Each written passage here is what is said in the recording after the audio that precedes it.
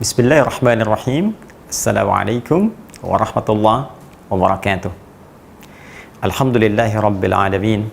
Wassalatu wassalamu ala rasulillahil karim, nabiyyina al-amin, sayyidina Muhammadin wa ala alihi wa sahbihi wa dhurriyyatihi wa ummatihi ila yaumiddin.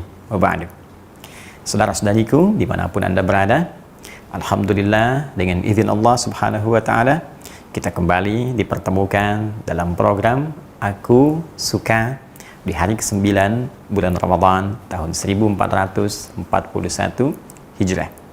Kita bermohon pada Allah Subhanahu wa taala semoga seluruh rangkaian ibadah siam kita yang ditunaikan sejak hari pertama di Jumat yang penuh berkah itu sampai dengan hari ini semoga berkenan diterima oleh Allah Subhanahu wa taala dengan penerimaan yang terbaik insyaallah. Edisi kali ini akan melanjutkan bahasan kita di pertemuan yang lalu terkait dengan amalan-amalan utama yang umumnya Nabi kerjakan dalam kesempatan menunaikan ibadah siam. Masih ingat peta yang kita buat? Kita telah uraikan dalam ibadah malam, sholat qiyam itu dengan sifat tarawihnya. Kemudian selesai waktunya dijeda dengan sahar, dengan ibadah sahurnya. Lantas kemudian masuk ke fajar dan dimulailah penunaian ibadah siam itu sampai ke maghrib.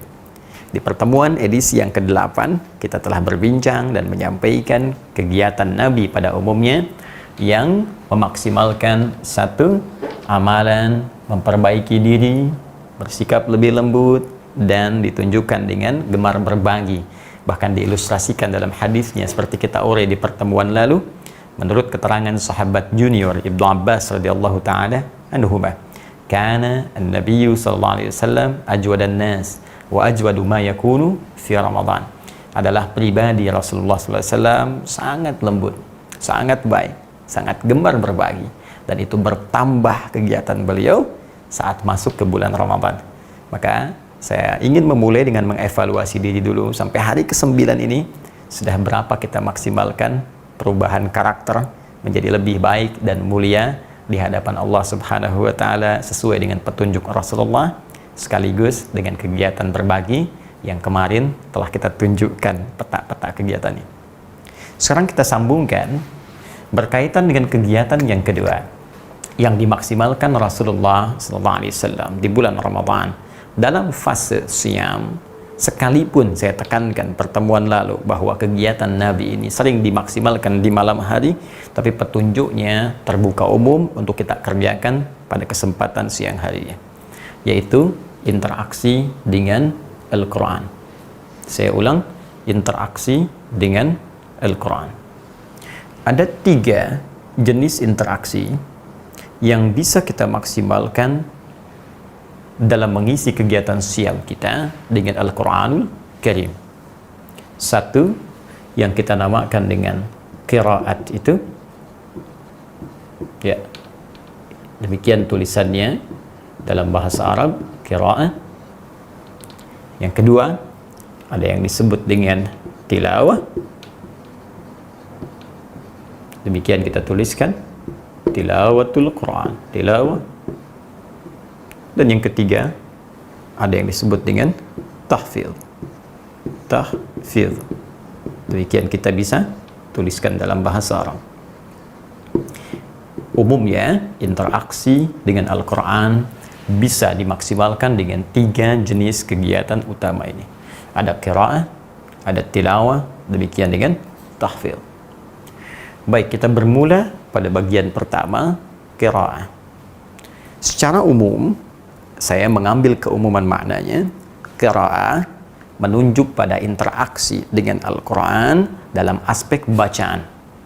Dalam hal ini, bagaimana kita diberikan petunjuk oleh Nabi Sallallahu Alaihi Wasallam untuk memperbanyak interaksi bacaan kita dengan Al-Quran, khususnya di bulan Ramadan ini.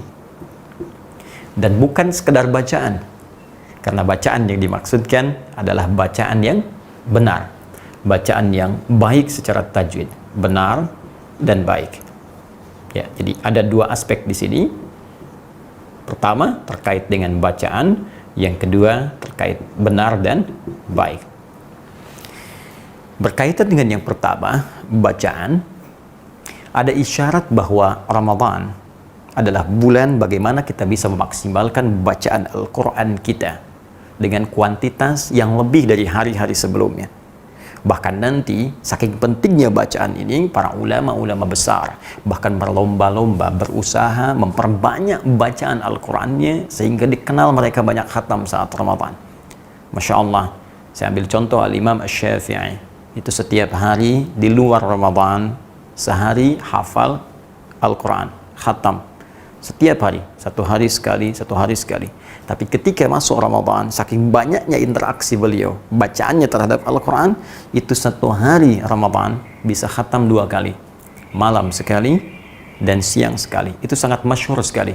Jadi Masya Allah, level Al-Imam Asy-Syafi'i itu siangnya sekali khatam, malamnya sekali khatam.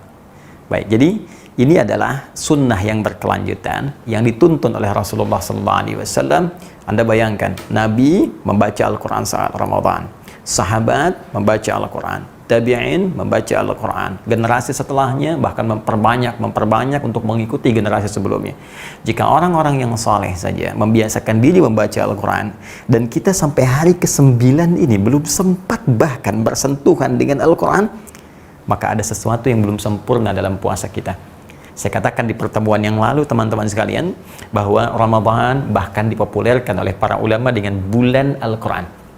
Ya, merujuk pada keterangan Allah Subhanahu wa taala di Quran surah ke-2 Al-Baqarah ayat 185 itu. Ya, syahrul Ramadan alladzi unzila fihil Quran. Bulan Ramadan, waktu kita menunaikan puasa itu adalah bulan diturunkannya Al-Quran. Bulan saat kita berinteraksi dengan Al-Quran. Paling minimal interaksi kita dibuka dengan bacaan. Ini poinnya. Bahkan perintah pertama Allah kepada Rasulullah SAW yang menandakan diangkatnya beliau, ya, menjadi Rasul, diangkatnya beliau Nabi dan Rasul. Yang paling menarik, perintahnya dari kata qiraah, Iqra. Ya, Quran surah 96 ayat yang pertama itu. Iqra bismi rabbikal ladzi khalaq. Iqra bentuk fi'il amr, kata perintah dari akar kata qara'a yaqra'u qira'ah, berarti baca. Jadi sunnah pertama adalah bagaimana kita bisa memetakan banyaknya, memperbanyak bacaan Al-Quran saat Ramadan. Berapa pahala yang bisa dihasilkan? Masya Allah. Saking tingginya ya motivasi ini menjadikan para ulama kita dulu mengejar bacaan ini. Bahkan dalam salat qiyam, saya pernah sampaikan kepada Anda dalam pembahasan rahasia tarawih, ya kenapa sampai Nabi SAW diikuti sahabat-sahabatnya memperbanyak bacaan dalam qiyam itu sehingga mampu ya beliau berdiri dalam keadaan yang sangat panjang. Bahkan Umar bin Khattab setelahnya, sahabat-sahabatnya, Nabi SAW berusaha memperbanyak rakaat tapi mempertahankan, demi mempertahankan panjangnya bacaan yang Nabi pernah bacakan dalam qiyamnya. Ini menunjukkan apa? Menunjukkan saking pentingnya memperbanyak bacaan Al-Quran di bulan-bulan Ramadan, di malam dan siang Ramadan. Berapa sesungguhnya pahalanya? Kalau kita ambil yang standar saja, misal dalam satu hadis riwayat Al-Imam At-Tirmidzi, sangat populer, bahkan dalam setiap kajian-kajian Al-Quran saya sampaikan hadis ini untuk memberikan motivasi kepada kita. Masih ingat Nabi pernah menyampaikan man qara'a, ingat redaksinya, saya tadi pernah ungkapkan kepada Anda, ini qira'ah, ini masdarnya, ya, kata benda, sifatnya, kemudian kata dasarnya qara'a, ini kata kerjanya, infinitif, ya, qara'a, kata perintahnya iqra, yang di Quran surah ke-96 Al-Alaq, ya, ayat yang pertama. Ini kata perintah, ini kata kerjanya infinitif, fi'il madhi, yang ini kata bendanya, ya. Baik, mari kita lihat. Kata Nabi dalam hadis riwayat At-Tirmidzi disampaikan man qara'a harfan min kitabillahi, ya, siapa yang baca satu huruf saja. Anda bayangkan, satu huruf min kitabillahi, dari kitabullah, dari Al-Quran, falahu asyru hasanat, dia mendapatkan 10 nilai kebaikan. Allahu Akbar. Setiap satunya itu setara dengan 10 pahalanya. dan menghitung pahala. Saya sering katakan, karena konteks pahala itu konteks akhirat, maka hitungannya berbeda dengan hitungan dunia. Ya, jadi kalau Anda katakan 1, 2, 3, 4, 5, ya perbedaan ke berikutnya jenjangnya cuma 1 tambah 1, 2 tambah 1, 3. Demikian itu dunia namanya. Ya, bukankah kalau masa saja, waktu saja akhirat dengan dunia, ya seharinya bisa 1000 tahun? Maka tak adil kalau pahala disamakan dengan hitungan dunia. Karena itu Nabi memberikan ilustrasi dalam hadis riwayat Muslim, bahkan kita datang ke masjid saja dalam situasi normal untuk niat ibadah, ya baru datang gitu dapat 25. Jarak 1 ke 2 500 tahun, 2 ke 3 500 tahun, ya 3 ke 4 500 tahun. Kalau standar ini kita bawa juga terapkan hal yang sama, konteks ibadah dengan hitungan ini, maka berapa yang kita dapatkan? Satu hurufnya 10. Bila ini senafas dengan makna hadis tadi, jaraknya 1 ke 2 500 tahun, 2 ke 3 500 tahun, 3 ke 4 500 tahun, maka berapa yang kita dapatkan dari setiap huruf Al-Quran, saking dahsyatnya. Ini hari biasa umum. Bukankah Ramadan dikalikan lagi 10 kali lipat lagi? Ya, bukankah dalam hadis riwayat Al-Bukhari Kitabus Shiyam nomor hadis yang pertama berbicara tentang Ramadan, ditutup di ujungnya dengan kalimat wal hasanatu bi asyri amthaliha, setiap kebaikan itu dibalas 10 kali lipat lagi. Ya, jadi kalau kita ambil ini dengan menempatkan pada konteks Ramadan, kali lagi 10 kali lipat. Bisa kita dapatkan satu hurufnya setidaknya dengan izin Allah bisa diberikan 100 kali lipat, beda dengan hari-hari sebelumnya. Kalau kita bisa bacakan Bismillahirrahmanirrahim 19 huruf, berapa kali pahala kita dapatkan? Dan bukankah rumus pahala itu lawannya adalah dosa, yang dengan kaidah rumusnya setiap pahala akan menutup dosa, ya kan? Kan ini rumus kehidupan, ya. Siang ada malam, datang siang malam hilang, datang malam siang hilang.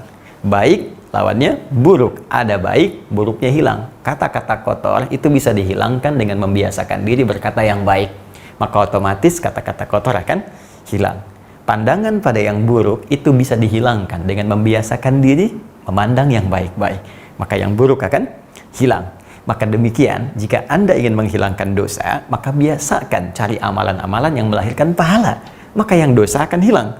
Karena itulah dalam fikih nanti rumus pahala itu bisa menutup dosa. Ya. Jadi kalau kita ingin mudah menggugurkan dosa-dosa yang pernah kita lakukan, maka cari amalan pahala sebanyak-banyaknya. Tinggalkan dosanya, tutup yang sudah ada dengan banyak pahala-pahala. Cari amal-amal baik. Nah sekarang coba tanyakan pada diri kita, mohon maaf, sampai dengan hari ke-9 ini, berapa dosa yang sudah dikoleksi dari sejak balik sampai saat ini? Berapa yang belum diampuni? Sudah berapa kali kita taubat? Setelah taubat itu apakah berulang kesalahannya? Atau pindah kesalahan yang lain? Sedangkan setannya kan tidak pernah lelah menggoda. Karena itu pantas Ramadan disebut bulan yang melimpahkan ampunan, karena setiap mengerjakan satu hal, pahalanya bisa berlipat. Dan setiap pahala yang berlipat itu bisa menggugurkan dosa-dosa. Setidaknya dosa-dosa kecil yang kita lakukan hilang. Dosa-dosa besar langsung dengan bertobat kepada Allah. Akui dosanya, tangisi, tinggalkan. Ini yang kecil-kecil seketika ditutup ini dengan pahala ini. Maka di sini ada panen yang sangat luar biasa. Ada peluang yang sangat dahsyat. Yuk tingkatkan bacaannya, kecuali kalau Anda merasa ya sudah banyak pahala. Saya sudah baik. Nah, biasanya kalau orang seperti itu terjebak nanti ya pada triknya setan, sehingga tak sadar dia berjalan seperti di jalan yang benar padahal keliru. Ya, wahum yahsabuna annahum yuhsinuna sun'a. Demikian Allah berikan gambaran di surah Al-Kahf itu. Ya, ada orang-orang yang merasa berjalan benar padahal dia sedang salah. Oke, ini bagian yang pertama. Jadi intinya, ayo kita perbanyak bacaan Al-Quran, kalau bisa diberikan target. Ya, kalau saya sering arahkan, ini Ramadan 30 hari, ya kan? Nah, ini cara yang paling enaknya, Anda targetkan 30 juz. Ya, ini kan standar ini, sangat standar, karena Nabi saja memberikan yang paling standar. Nabi setiap Ramadan khatam 30 juz. Selesai Ramadan. Ya, di penghujung wafat nanti 2 kali khatam. Di standarnya sekali, Nabi bisa khatam berkali-kali. Cuma memberikan yang paling standar supaya umat mudah mengikuti. Jadi kalau Nabi saja bisa khatam 30 juz selama Ramadan, masa kita yang bukan Nabi nggak baca? Ya. Nah, ini standar nih, standar. Jadi kalau kita bisa biasakan baca, yuk kita turunkan supaya mudah, 30 hari, 30 juz untuk bacaan. Maka satu hari, ya kita turunkan 1 juz, demikian ya. Nah, kan mudahnya seperti ini. Ya, kemudian kalau satu hari 1 juz masih kayaknya banyak gitu kan, wah 1 juz banyak nih. Nah teman-teman, turunkan lagi. Saya kan pernah berikan rumus kan, 1 juz itu ada 10 lembar kan. Ini 10 lembar, 1 juz ya sama dengan turunkan ke sini, ya naik ke sini 10 lembar. Nah, supaya lebih mudah, gampang. Bagi waktu sholat. Waktu sholat ada 5 waktu. Ini dibagi 5. Jadi setiap waktu sholat, sekali sholat, ya kan? Anda bisa bagi ke dalam 1 lembar, 2 lembar, maaf, 2 lembar. Sekali sholat, sekali waktu sholat, 2 lembar. Jadi mohon maaf, sebelum subuh, kalau mau gampang lagi, 1 lembar baca. Cuman baca kok, baca. Ya. Kemudian setelah subuh, 1 lembar lagi. Sebelum zuhur, 1 lembar. Setelah zuhur, 1 lembar. Baca 1 lembar itu berapa menit sih? Paling banyak 5 menit, ya kan? Kemudian juga kalau 2 lembar berarti kan 10 menit. Apa nggak punya waktu 10 menit untuk akhirat kita? Untuk pahala yang berlimpah itu. Ya, kalau kita mau, ini bisa kita maksimalkan. Baik, ini bagian pertama. Jadi kalau kita konsisten, insya Allah dapat 30 hari 30 juz. Ustaz, saya belum mulai nih. Ya, saya sedang datang bulan kemarin misalnya. Saya baru mau mulai besok di hari ke-10 atau hari ke-11. Nggak apa-apa, tinggal dibagi saja. 30 juz, dibagi sisanya kita maksimalkan. Kalau kita berniat, insya Allah bisa. Karena dari subuh ke zuhur kan ada jeda. Apalagi sekarang banyak di rumah. Pekerjaan malah banyak dikerjakan dari rumah. Sampai Allah itu sampai membuat keadaan supaya kita nggak punya alasan lagi. Jadi kalau sudah dikondisikan keadaan begini, belum bisa ibadah juga, Anda perlu dikasih kondisi apa lagi? Ya, tinggal kita bagi saja. Ya, nah, ini poinnya. Oke, sekarang teruskan. Ini yang paling menarik, teman-teman. Lalu cara bacanya bagaimana? Ini kan baru pembagiannya. Maka cara bacanya diisyaratkan dalam riwayat-riwayat Nabi Sallallahu Alaihi Wasallam bukan bacaan biasa, ya, bukan bacaan yang semaunya. Bahkan pernah turun ayat Allah menyampaikan kepada Nabi, jangan cepat-cepat dibaca itu, supaya engkau pengen cepat menghafalkannya. Mudah, kami akan tanamkan dalam jiwamu. Tinggal kamu ikuti bacaan yang disampaikan. Itu ada di Quran surah ke-75. Ya, Al-Qiyamah di ayat 16 sampai 18 itu. La tuharrik bihi lisanaka lita'jala bi inna 'alaina jam'ahu wa qur'ana fa idza qara'nahu fattabi' qur'ana. Ya, ini memang dalam konteks hafalan tapi ada kaitan dengan bacaan karena kalimat terakhirnya qara'na dari kata qara'a yang tadi saya telah sampaikan. Ingat, qara'a bukan corona, ya. Beda itu. Baik ya. La tuharrik bihi lisanaka lita'jala bi. Jangan cepat-cepat menggerakkan lisanmu sekedar untuk menguasai Al-Qur'an. Bisa hafal dengan cepat. Ya, inna 'alaina jam'ahu wa qur'ana. Kami berikan metode kata Allah. Ikuti aja ini. Kami akan tanamkan dengan mengikuti metode ini, kami akan tanamkan Quran dalam jiwamu. Nah, apa metodenya? Ternyata dimulai dengan bacaan. Makanya penghafal Quran pun harus bisa baca dulu dengan baik dan benar. Fa idza qara'nahu, kalau kami sudah bacakan bacaan yang benar ini, fattabi' qur'ana, ikuti itu. Jadi ternyata membaca dengan benar, menguasai bacaannya, tahu cara bacanya, itu akan membantu kemudahan untuk menghafal dibandingkan dengan orang tak bisa baca sama sekali dalam konteks membaca Al-Quran. Nah, karena itu salah satunya teman-teman sekalian, isyarat yang disampaikan qara'na, kami bacakan lewat malaikat Jibril dibacakan, mustahil malaikat Jibril membacakan yang salah. Pasti dibacakan secara benar dan baik. Karena itu, sekalipun kita ingin punya target menghatamkan Al-Quran, saya pengen khatam 2 kali Ramadan, pengen khatam 3 kali, pengen khatam 4 kali, saya pengen khatam standar saja, yang penting sekali khatam. Tapi tetap dibacakan dengan cara yang baik dan benar, tidak asal baca. Ya, maaf kalau cepat seperti apa kadar cepatnya, kalau sedang seperti apa sedangnya, kalau lambat seperti apa lambatnya. Ini yang coba kita sempurnakan dulu sejenak. Ya, jadi ada 3 jenis nanti cara baca itu. Satu, ada bacaan yang lambat temponya, dikenal dengan at-tahqiq, ya. At-tahqiq. Ada bacaan yang sifatnya sedang, ya, tak terlampau lambat, tak juga terlampau cepat. Itu dikenal dengan at-tadwir, ya, pertengahan. Kemudian yang ketiga, ada bacaan yang relatif cepat tapi masih sesuai dengan kaidah. Disebut dengan hadar, al-hadar. Semua bacaan ini, baik lambat, sedang ataupun cepat, mengacu pada hukum benar dan baik. Benar dan baik secara singkat itu disebut dengan tajwid namanya. Ya, tajwid. Jawwada yujawwidu tajwidan, jaudah, bagus, benar. Ya. Di kitab Hidayatul Mustafid fi Ilmi Tajwid yang paling standar saja didefinisikan, at-tajwidu lughatan al-ityanu bil jayyid. Tajwid itu mendatangkan sesuatu dengan benar, dengan bagus.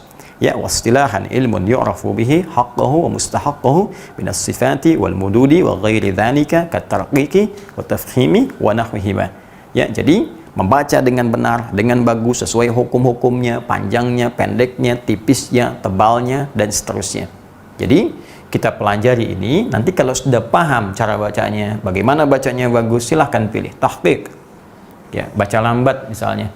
Ya, ini kalau saya ilustrasikan paling gampang, ya, panjangnya madnya ambil yang misalnya 6 harakat, yang paling panjang. Ya, kita contohkan misalnya di mad arid bis sukun di Al-Fatihah misalnya kan.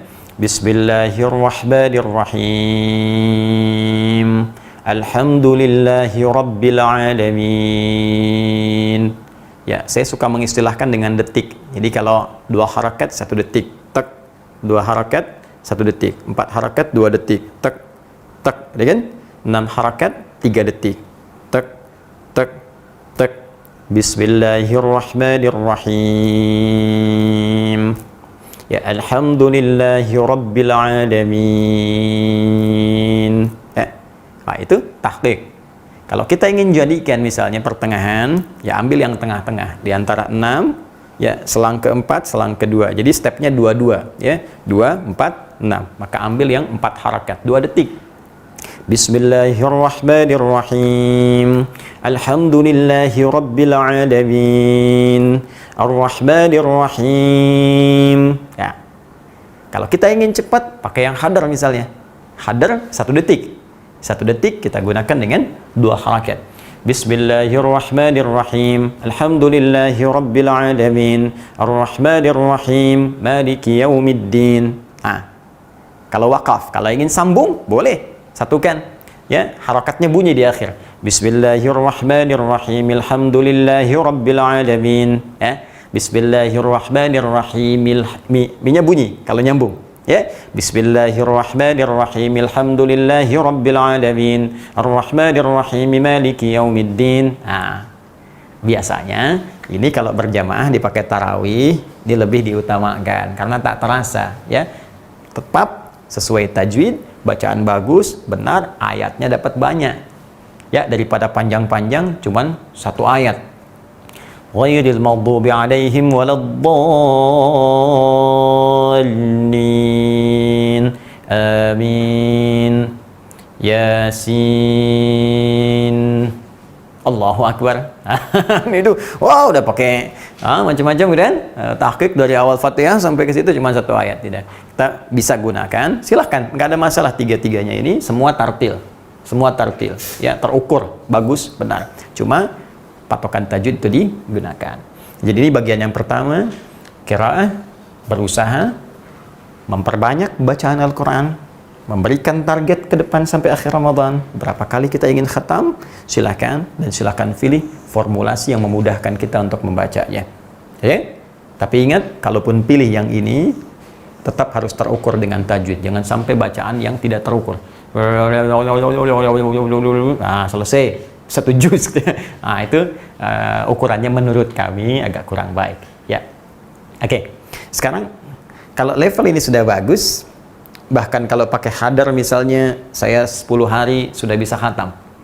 Nah, alangkah baiknya kalau Anda bisa bagi hari berikutnya, pindah kepada step yang kedua, yaitu tilawah. Dan ini pahalanya tidak kalah banyak, bahkan bisa melebihi yang pertama.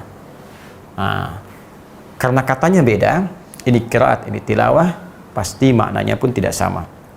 Dan caranya pun bisa berbeda. Seperti apa caranya, bacaannya, dan pahala yang mungkin kita dapatkan, itu yang kita nanti akan uraikan di edisi Aku Suka yang ke-10. Baik, sebelum kita akhiri, saya hanya ingin berikan motivasi.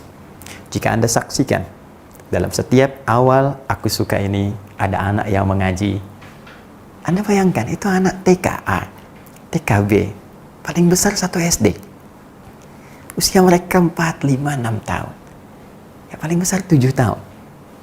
Dan mereka belum baligh, tapi mereka sudah bisa membaca Al-Quran. Mereka bahkan ada yang menghafal Al-Quran, ada yang sudah khatam Al-Quran. Anda diberikan 40 tahun, 50 tahun, 60 tahun, 70 tahun. Dan sampai hari ini, untuk baca pun Anda belum punya waktu. Kalau dengan diberikan nikmat terindah Ramadan, belum mampu menggugah hati kita, yang ingin ke surga itu, dan tahu belum siap amal, belum juga tergerak untuk membaca Al-Quran, maka dengan cara apa lagi Allah menyentuh hati kita untuk mendapatkan syafaat Al-Quran di yaumil hisab kelak. Semoga Allah muliakan kita, keturunan kita, keluarga besar kita, dan dengan itu menyayangi kita semua dan memudahkan kehidupan kita. Subhanakallahumma wa bihamdika, asyhadu an la ilaha illa anta, astaghfiruka wa atubu ilaik, wa akhiru da'wana alhamdulillahi rabbil alamin. Assalamualaikum warahmatullahi wabarakatuh.